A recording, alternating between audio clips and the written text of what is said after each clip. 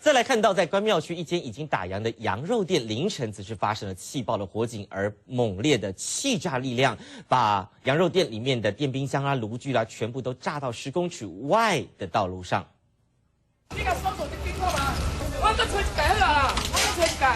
整条巷子就像废墟一样，骑楼底下铁门玻璃窗全被炸烂，连摩托车都不成样。100名消防检疫消急忙挨家挨户搜索，就怕还有居民受困。凌晨2点19分左右，关庙区这家羊肉店突然发生气爆火警，爆炸力量之大，连羊肉店的电冰箱和炉具全被震出10公尺外，威力从店内往店外扩散，波及整条巷子的民宅。气爆！阿妈你完了无？他着想拍我惊一个。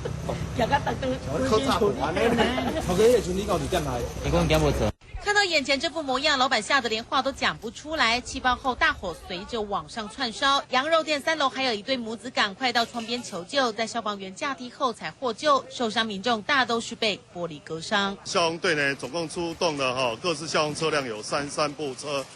警役消有将近100人在现场实际搜索呢，确实有发现5名伤者，分别有4台救护车送往那个各就近的医院救治除了1名男子有吸入性灼伤，其余伤者送医急救。消防队怀疑是瓦斯外泄弥漫巷子才会造成这么大的爆炸。一场气爆造成暗夜惊魂，还要收拾残局，居民真的是连想都不敢想了。